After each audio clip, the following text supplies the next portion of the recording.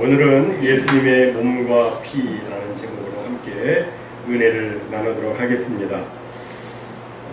예전에 읽은 글에서 이런 흥미있는 질문이 있었습니다. 사람이 80년을 산다고 했을 때 일평생 먹는 음식 섭취량은 얼마나 되겠느냐는 것이었습니다. 얼마나 사람이 먹을까요? 평생에 걸쳐서.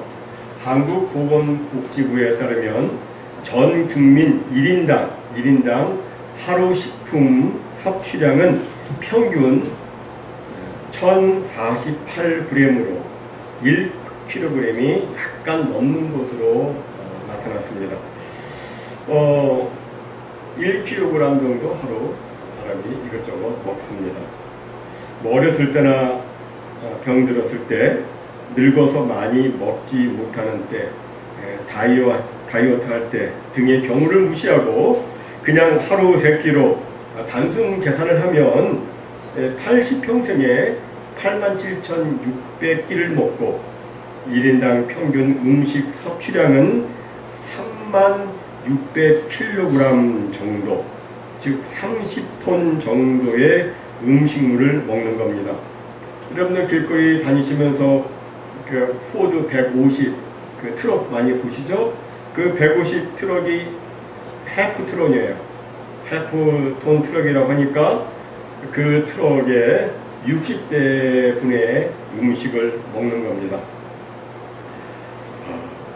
시간을 계산해도 상당히 많습니다. 한 끼 먹는 시간을 30분씩만 잡아도 하루에 90분, 1시간 반을 사용하게 되고, 이것을 80년으로 계산하면 43,800시간, 1825일, 5년이나 먹는데 씁니다. 그 외에 차를 마시거나 간식 먹는 시간을 합치면 그보다 더 많아지겠죠. 그리고 먹기 위해서 사용하는 시간이 또 있지 않습니까? 음식을 사는 시간, 음식을 만드는 시간, 음식을 치우는 시간까지 다 합치면 인생의 한 3분의 1 정도는 먹는 것과 관계된 시간이 아니겠는가, 이런 생각이 듭니다. 이렇게 사람은 먹는 데에다가 많은 시간을 투자하고 또 더 좋은 음식을 먹기 위해서 애를 씁니다. 하지만 문제는 아무리 좋은 음식을 계속해서 열심히 먹어도 결국에는 사람이 죽는다는 것입니다. 그런데 한 번만 먹으면 영원히 사는 음식이 있다고 성경은 말씀합니다. 요한복음 6장에 보면 이런 말씀이 나옵니다. 곧 내가 생명의 떡이니라. 이는 하늘에서 내려오는 떡이니 사람으로 하여금 먹고 죽지 아니하게 하는 것이니라. 나는 하늘에서 내려온 살아있는 떡이니 사람이 이 떡을 먹으면 영생하리라. 내가 줄 떡은 곧 세상의 생명을 위한 내 살이니라 하시니라. 여기 보면 예수님의 살을 먹으면 영원히 죽지 않는다고 말씀합니다. 그럼 여러분, 예수님의 살을 먹는다는 것은 무엇입니까? 이 말씀은 우리가 식인종처럼 이인육식을 한다는 말이 아닙니다. 오늘 본문에서 예수님께서는 유월절 만찬을 통해서 예수님을 먹는다는 것이 무엇인지를 가르쳐 주시고 있습니다. 예수님께서 잡수시기 전날 밤에 예수님께서 떡을 가지사 축복하시고 떼어 제자들에게 주시면서 말씀하셨죠. 받으라, 이것은 내 몸이니라. 그리고 잔을 가지사 감사기도 하시고 제자들에게 또 말씀하셨습니다. 이것은 많은 사람을 위하여 흘리는 나의 피, 곧 언약의 피니라. 여기서 예수님께서는 떡을 주시면서 너희들 떡 먹어라 이렇게 말씀하지 않으시고 이것은 내 몸이다 라고 말씀하셨어요. 그리고 잔을 주시면서 너희들 포도주 마셔라 이렇게 하지 않으시고 이것은 나의 피다, 내 피다 라고 말씀하셨습니다. 이것은 상징적인 표현인데, 여러분, 우리가 성찬식 할 때 떡과 잔을 먹는데 도대체 떡을 먹고 잔을 마신다는 것은 무엇을 의미하는 겁니까? 그것은 바로 생명 되신 예수님을 내 속에 모셔드리고 예수님의 그 생명을 내 속에 받아들이는 것을 의미합니다. 우리는 살면서 보통 하루에 두세 번, 적게는 한 번 살기 위해서 계속해서 음식을 먹지만 결국엔 사람이 죽습니다. 이스라엘 백성들은 광야에서 만나를 먹었고 반석을 통하여 물을 마셨지만 그들은 결국에는 죽었습니다. 도대체 무엇을 말씀해주고 있는 겁니까? 그것은 사람이 참된 떡과 참된 음료를 먹지 않으면 결국 그는 죽게 된다는 것을 말해주고 있는 거예요. 예수님께서는 요한복음 6장 53절에서 55절까지 해서 이렇게 말씀하셨습니다. 예수께서 이르시되 내가 진실로 진실로 너희에게 이르노니 인자의 살을 먹지 아니하고 인자의 피를 마시지 아니하면 너희 속에 생명이 없느니라. 내 살을 먹고 내 피를 마시는 자는 영생을 가졌고 마지막 날에 내가 그를 다시 살리리니 내 살은 참된 양식이요 내 피는 참된 음료로다 하시니라. 여기 보면 참된이라는 단어가 나오는데 이 단어는 우리로 하여금 영원히 살게 해준다는 의미에서의 참된입니다. 사람들이 먹는 양식에는 이 참된이 없습니다. 양식은 양식인데 참된 양식이 아니에요. 그래서 먹어도 죽습니다. 마시는 음료도 마찬가지입니다. 세상 음료는 참된 음료가 아니기 때문에 마셔도 다시 목마르고 그리고 결국엔 죽습니다. 왜 죽습니까? 그 안에 영원한 생명이 없기 때문입니다. 그러나 그리스도의 몸과 피를 먹는 사람은 영원히 삽니다. 왜냐하면 예수님은 영원한 생명이시기 때문입니다. 영원한 생명이신 예수님의 살과 피를 먹음으로 우리는 영생을 누리게 되는 겁니다. 실로 예수님의 살은 참된 양식이요 예수님의 피는 참된 음료입니다. 이것을 우리는 성찬식의 떡과 잔을 통해서 받게 되는 것이죠. 성찬식의 떡과 잔은 그 자체로 볼 때 이게 뭐 신비로운 불로식도 아니고 또 죽은 사람을 살리는 그런 묘약도 아닙니다. 하지만 우리가 그것을 먹을 때 그냥 먹는 것이 아니라 믿음으로 먹게 될 때 그 떡과 잔에 예수님의 살과 피가 영적으로 임재함으로 그것을 먹는 우리에게 그리스도의 생명이 주어져서 죽어도 다시 살고 영원히 죽지 않게 되는 겁니다. 이것은 죽음의 창살 안에 갇혀있는 우리 모두에게 엄청난 축복입니다. 고린도전서 10장 10절로 16절까지 보면 이렇게 말씀합니다.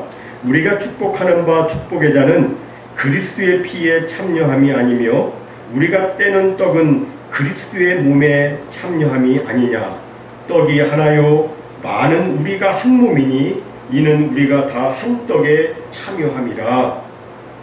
그렇습니다. 우리가 믿음으로 잔을 마시고 떡을 먹는 순간 우리는 생명 되신 그리스도의 피에 참여하며 생명 되신 그리스도의 몸에 참여하게 되는 겁니다. 그리스도가 내 안에 들어와서 그리스도와 한 몸이 되는 주님과의 이 신비한 연합이 이루어지고 그리고 그리스도의 생명이 내 안에 들어와서 우리는 주님께서 주시는 그 생명으로 기쁨과 감격을 누리게 되고 또 평온함과 담대함과 큰 확신을 갖게 되는 겁니다.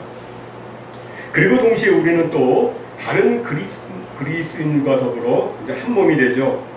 성찬은 주님과 한 몸 되는 것으로 끝나지 않고 그리스도와 연합에 이어서 우리 그리스도와 연합된 다른 성도들과 연합되는 것으로 이어지게 됩니다. 즉 우리가 성찬에서 떡을 나누는 것은 우리가 그리스도 안에서 한 몸임을 의미하는 것이고 우리가 다 그리스도 안에서 서로 연결되어 있다 하는 것을 말해주고 있습니다. 이를 볼 때 성찬은 뭐예요? 우리 모두가 다 한 가족이다. 그리스도 안에서는 한 가족이다. 다 하나님의 자녀다 하는 것을 나타내 보여주고 있는 겁니다. 성찬을 나누면 믿음으로 성찬을 나누는 사람들은 차별이 없습니다. 뭐 국적, 인종 뭐 그런 차별 없습니다.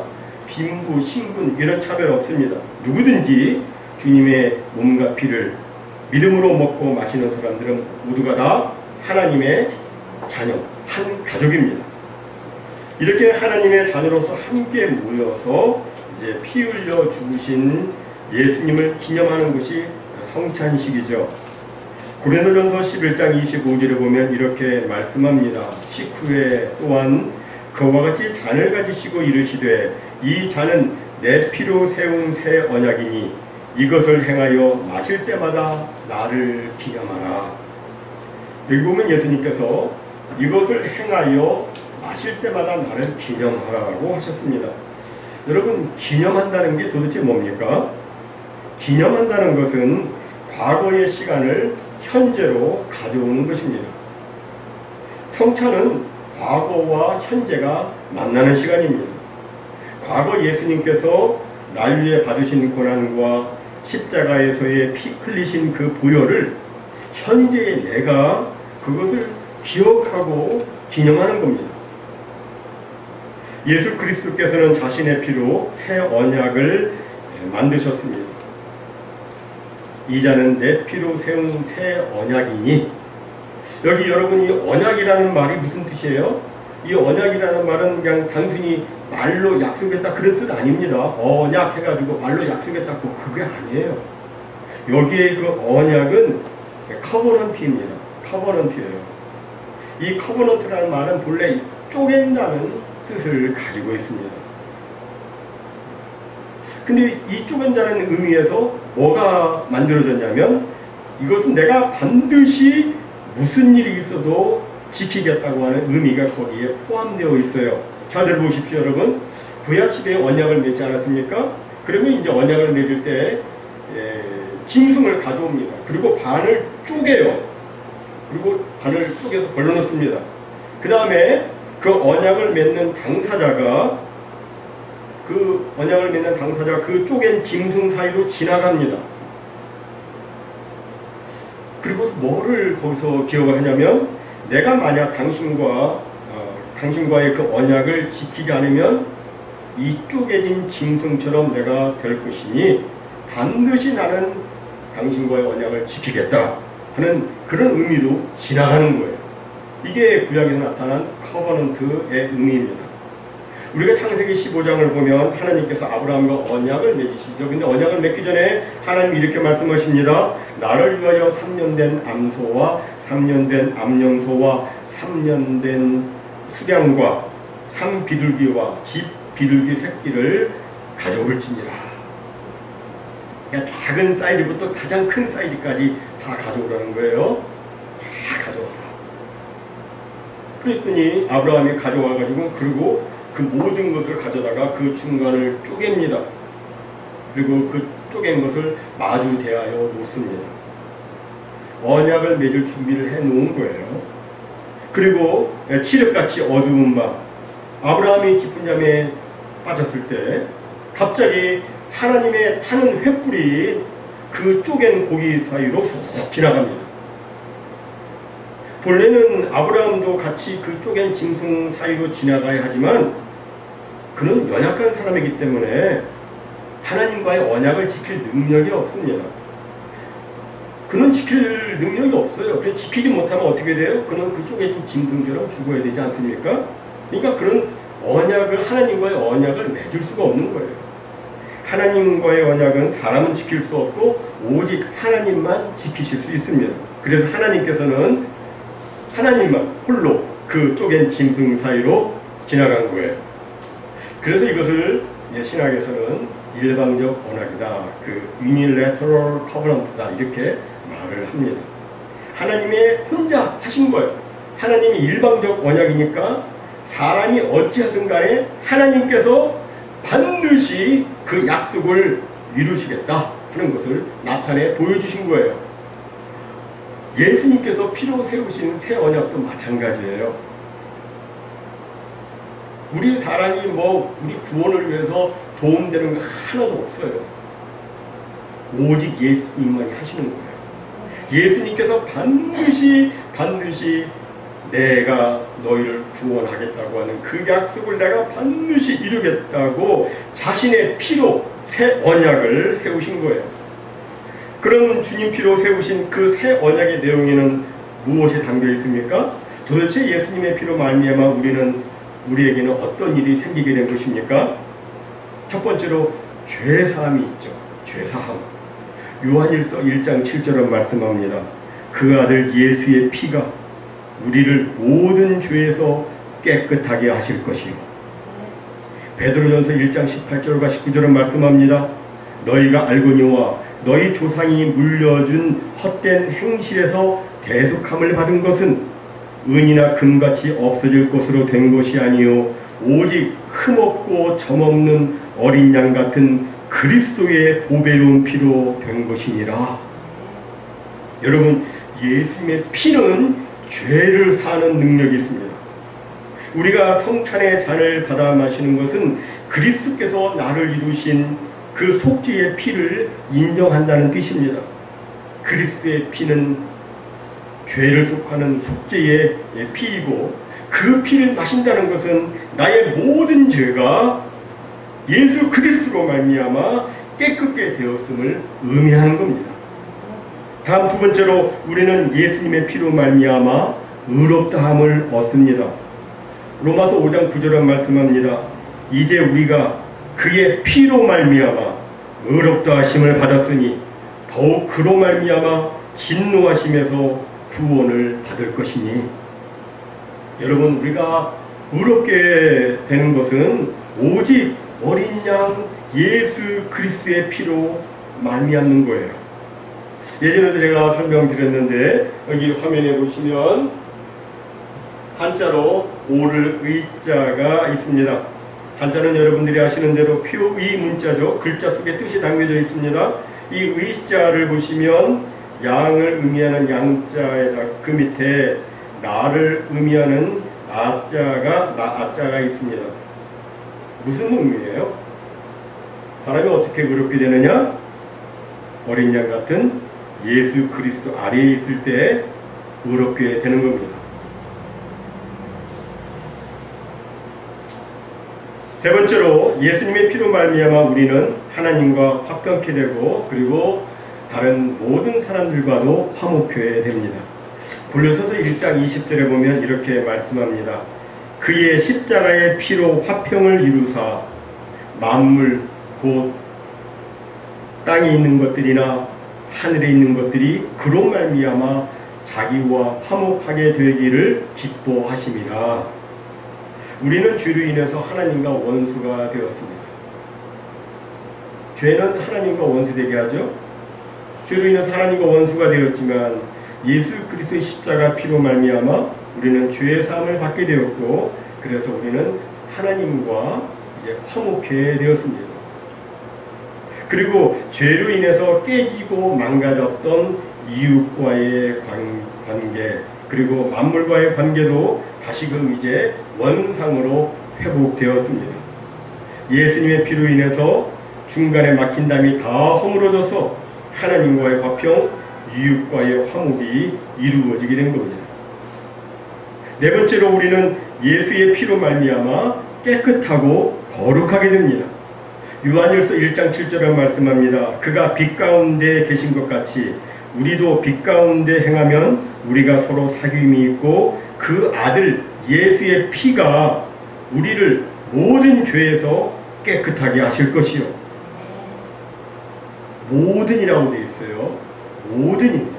모든 죄를 깨끗게 하여. 또 히브리서 13장 12절은 말씀합니다. 그러므로 예수도 자기 피로써 백성을 거룩하게 하려고 성문 앞에서 고난을 받으셨느니라. 성문 밖에서 고난을 받으신 이유가 뭐예요?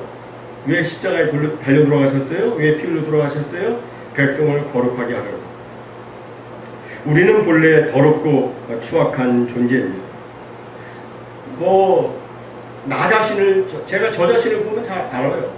얼마나 추악하고 더러운지 제가 저 자신을 보면 압니다. 하지만 이런저런, 또 여러분도 마찬가지죠. 우리 모든 사람 다 그런데 우리 모두는 예수 그리스도의 피로 말미암아 깨끗하게 되었고 거룩해 되었습니다. 우리 죄가 주홍같이 붉을지라도 눈과 같이 희어지고 진홍같이 붉을지라도 양털같이 되고 우리가 거룩한 주의 백성이 되어서 영광스러운 하나님의 나라에 들어갈 수 있게 된 겁니다. 다음 다섯 번째로 예수의 피로 말미암아 우리는 치유를 경험하게 됩니다. 이사야서 53장에 보면 이런 말씀이 있죠. 그가 채찍에 맞음으로 우리가 나음을 입었도다. 로마 시대의 그 채찍, 그 끝에는 날카로운 동물뼈나 금속 조각을 거기에 덧대었습니다. 거기다 붙였어요. 그래서 이거를 예수님께서 맞으셨는데 예수님께서 맞으실 때에 그 몸이 깊이 막 찢겨집니다. 그 찢겨진 몸에서 뭐가 나옵니까? 피가 나옵니다. 그 피가 우리를 치유해 주는 겁니다. 예수님의 보혈의 능력은 질병으로부터의 치유와 질병의 고통으로부터의 자유함을 줍니다. 그리고 주님의 보혈의 능력은 나 스스로 치유할 수 없는 미움과 원망과 시기와 분노와 질투와 절망과 같은 힘겨운 마음의 병도 깨끗이 치유해 줍니다. 그 밖에 보혈의 능력이 많이 있는데 하나만 더 예를 들자면 우리는 예수의 피로 말미암아 승리의 삶을 살게 됩니다. 예수님께서 십자가에서 양손 양발 머리에 이렇게 머리에는 가시관을 쓰시고 양손 양발에는 못 박히셨는데 그 예수님의 발 못 박히신 그곳에서 거기서도 역시 피가 흘러져 나옵니다. 근데 그 피로 말미암아 우리는 마귀와 그 세력들을 발로 밟을 수 있는 권세를 갖게 되었습니다. 전에는 옛때 곧 마귀를 무서워해가지고 도망다니고 사자같이 두루다니며 삼킬 자를 찾는 그 마귀를 두려워하던 우리였지만 이제는 마귀를 발로 밟아 승리할 수 있는 그 권세를 갖게 된 거예요. 누가복음 10장 19절은 이렇게 말씀합니다. 내가 너희에게 뱀과 전갈을 밟으며 원수의 모든 능력을 제어할 권능을 주었으니 너희를 해칠 자가 결코 없으리라. 여러분, 뱀과 전갈 무슨 의미예요? 뭐 진짜 뱀 받고 전갈 받고 그렇게 좁게 해석 안 하시죠? 그건 영적인 의미이지 않습니까? 시편 91편 13절은 또 말씀해요. 시편 91편 13절 네가 사자와 독사를 밟으며 젊은 사자와 뱀을 발로 누르리로다. 한마디로 우리는 예수님의 보혈로 악한 마귀와 귀신들과의 그 영적 전투에서 승리하는 삶을 살 수 있게 된 거예요. 뱀의 머리를 밟을 수 있습니다. 사자를 밟을 수가 있습니다. 승리의 삶을 살 수가 있는 겁니다. 어떻게? 예수 그리스도의 보혈의 능력으로 가능하게 되는 겁니다. 이렇게 우리는 주 보혈의 능력으로 승리의 삶을 날마다 살다가 우리 예수님 영광 중에 오실 때 우리 주님 맞이하고 하나님 나라에 가게 되는 거예요. 본문 25절은 이렇게 말씀하죠. 진실로 너에게 이르노니 내가 포도나무에서 난 것을 하나님 나라에서 새 것으로 마시는 날까지 다시 마시지 아니하리라. 성찬식을 하시다가 예수님이 첫 번째 성찬식이죠. 성경에 나타난 기독교 최초의 성찬식인데 그 말씀을 성찬식을 하시다가 예수님이 이런 말씀을 하신 거예요. 내가 포도나무에서 난 것을 하나님 나라에서 새 것으로 마시는 날까지 내가 다시 마시지 않겠다. 여러분, 무슨 말씀이에요? 이 말씀은 하나님 나라에서 새 것으로 마시는 날이 있을 것이라는 의미죠. 하나님의 나라에서 당신의 백성들과 함께 질적으로 완전히 새롭게 된 그 삶 속에서 식사의 교제를 나눌 날이 있을 것이다. 그런 의미입니다.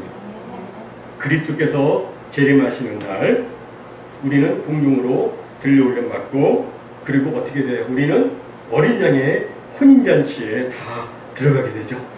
어린 양의 혼인잔치입니다. 그 혼인잔치에는 먹을 것이 아무것도 없겠습니까? 있죠. 근데 그때의 포도주는 단순히 취하게 하는 이 세상에 지금 이런 포도주가 아니라 어떤 포도주예요? 기쁨으로 가득한 질적으로 완전히 새로운 그 포도주일 것입니다. 단순히 뭐 취하게 하는 게 아니라 우리에게 기쁨이 충만토록 하는 그런 포도주가 돼요. 그걸 어린 양의 혼인자에서 우리는 주님과 함께 먹고 마실 겁니다. 그때까지 우리는 그럼 어떻게 살아야 됩니까? 우리는 그때까지 찬미의 제사를 드리면서 구원의 감격과 기쁨을 가지고 찬양하는 삶을 살아야 되죠. 이것을 오늘 본문 마지막 26절은 이렇게 말씀합니다. 마지막 말씀 기억나시나요? 이에 그들이 찬미하고 감난산으로 가니라. 찬미했다. 그죠? 여러분, 모쪼록 신랑 되신 예수님께서 다시 오실 때까지 주님을 찬미하며 하나님께 영광 올려드리는 삶을 사시기를 바랍니다. 날마다 주 보혈의 능력에 힘입어서 죄사함의 기쁨 가운데 사시고 또 의롭다함의 능력 가운데서 사시고 화평케 하는 복음과 깨끗하고 거룩한 성결과 그리고 치유와 승리의 삶을 사는 우리 모두가 되시기를 바랍니다. 그래서 그때까지 그렇게 사시다가 승리하며 사시다가 영광중에 오신 우리 주님 기쁨으로 맞이하는 우리 모두가 다 되시기를 주님의 이름으로 축원합니다. 아멘.